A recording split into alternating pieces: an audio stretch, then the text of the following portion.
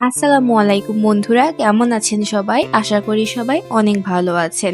গরিব ঘরের রাজপুত্র নাটকের ১১তম পর্বটি আপনারা যারা দেখেছেন তারা নিশ্চিতভাবেই এখনো ঘোরের মধ্যেই আছেন। অনিকের প্রতারণা যখন বৃষ্টির বাবার কাছে ফাঁস হয়ে গেল এবং অনিক যখন মেঘলার সাথে সব সম্পর্ক ছিন্ন করতে চাইল, ঠিক তখনই এলো সেই সবচাইতে বড় ধামাকা। মেঘলা জানতে পারল সে তার হারিয়ে যাওয়া বাবার ৫০,০০০ কোটি টাকার উত্তরাধিকারী।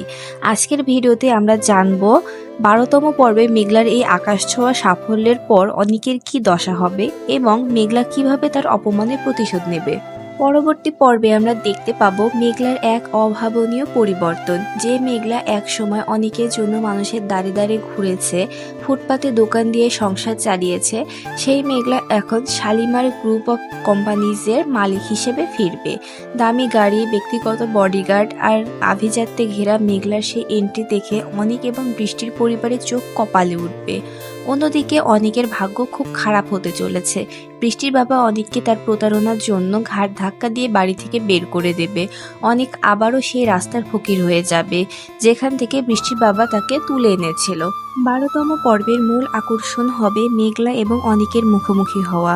অনিক যখন নিজের ভুল বুঝতে পারবে এবং মেঘলার অফুরন্ত সম্পত্তির কথা জানবে, তখন সে মেঘলার কাছে ক্ষমা চেয়ে ফিরে আসতে চাইবে। কিন্তু মেঘলা কি তাকে ক্ষমা করবে? প্রিভিউ এবং গল্পের ধারা অনুযায়ী মেঘলা অনিককে উচিত শিক্ষা দেবে। সে বুঝিয়ে দেবে যে টাকা দিয়ে ভালোবাসা কেনা যায় না, কিন্তু টাকা থাকলে বিশ্বাসঘাতকদের চেনা যায়।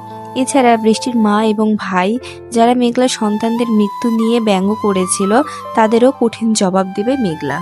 আপনাদের কি মনে হয়, মেঘলা কি অনিককে মাফ করে দেবে নাকি অনিককে নিঃস্ব করে ছাড়বে?